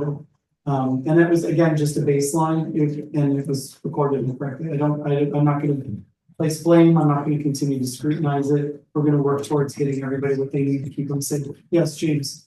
Yeah, Mr. Supervisor, I have a question. Yes. Why are you looking at one specific department compared to the Highland Fire Department, compared to the Highland Ambulance Corps, and hammering one department compared to the rest? We haven't even started on the emergency services budget. Again, we're working on that on Thursday. We will further scrutinize that. I've had meetings. I was able to sit down with the head of the Highland Ambulance Service, and in preparation for Thursday, I knew that Warren was not going to be around, so I had some questions for him. So it's part of the process. We always set it for Thursday. Did you request a meeting? Can I please answer this question without any interruption? Thank you. Oh, Did you request a meeting with you? sorry. Did you have any further questions, James? Yeah, it doesn't add up to me. I mean, it's pretty plainly obvious that you're taking on one specific department compared to the other two in the town. And there was no adjustments made to the other two in the town. Right off the bat, right away. That's all that was shared with the public. I have worksheet, I have like my worksheets to prove it, but my private journals and notes are my own, and they were turned over and recorded. I'm sorry. And our budget was very clear. Yes. Was there any other further public comment? Yes. Yes, Jerry. I just want to reiterate, you said you were waiting for Warren. When it comes to budgetary issues, Warren handles. Understood, that's well So noted. you We just had a need- conversation. I Thank you, will be Jerry. there on We Thursday. know you're in charge. Thank you very much. No, Got it. being in charge. Got it, Jerry. Understanding. Let me finish. Thank you very much. I understand.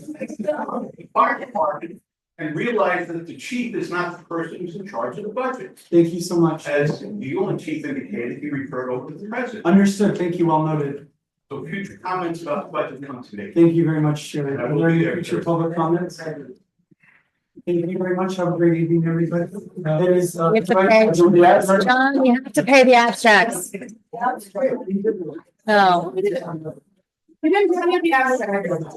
We didn't do the-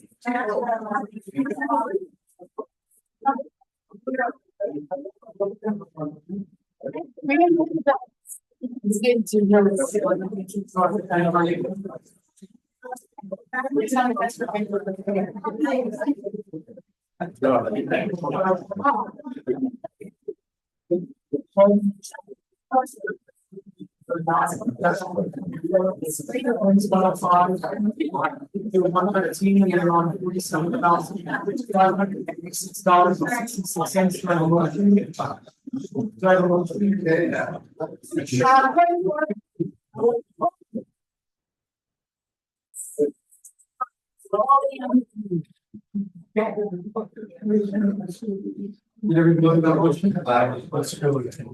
So I have a motion to pay abstract number 9-2024 claims 105 to 113 in the amount of $47,586.66. Do I have a motion? Discussion on that. Yep. He's got, on one of those bills, he's got us at 31,000. And on the other part of it, it's 37,000. So if they go down the. Rest goes on, the rest is on. Another thing back behind it. Yeah. With the addition.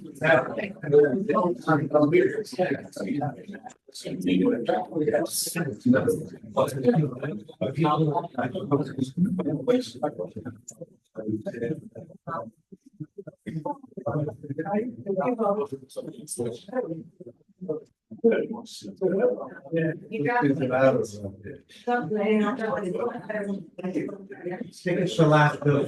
Very, very loud.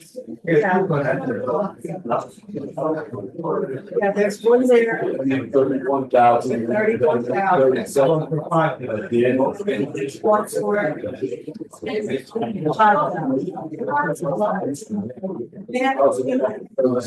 I do have 31,706. It's 31,706 plus 5 for 8130. What's the total rate? Okay, good.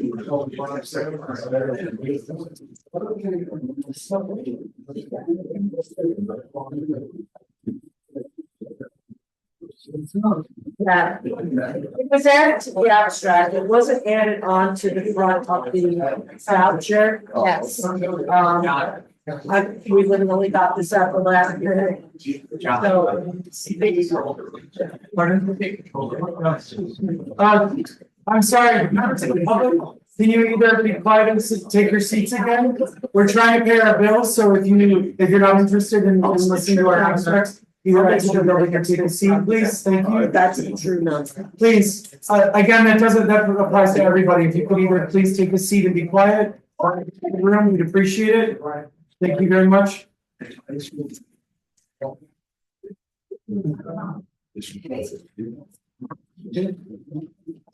So we noted the state in our abstracts, the bill was added in the last minute.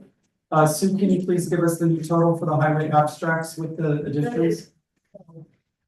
It's not the correct total. The correct total is on the abstract, but not on the voucher. The bills were added together on the voucher. We have the correct amounts. This is, you said you got this at the last minute, so that. Yeah, on the abstract total is correct, it's the voucher, the cover voucher, the voucher doesn't have both bills added. It's not have the 5,481.30 on it. Okay. That would be fair. Okay. So, do I have a motion to pay highway abstract 9-2024, claims 105,113, in the amount of $47,586.66. Do I have a motion? Motion. Do I have a second? I'll second it. All in favor? Aye. All opposed? No. All abstentions? So moved. So I have a motion to pay general abstract 9-2024, claims 238 through 262 in the amount of $14,942.06. Do I have a motion? I'll make that motion. Do I have a second? I'll second it. All in favor? Aye. All opposed? No. Any abstentions? So moved. Do I have a motion to pay Elbert Streetlights 9-2024 in the amount of $124.23? Do I have a motion? Make that motion. Do I have a second? Second. All in favor? Aye. Aye. All opposed? Any abstentions? So moved. It is 9 p.m. Do I have a motion to adjourn the meeting? I'll make that motion. Do I have a second? Thank you, Jim. All in favor? Aye. Have a good night, everybody. Thank you.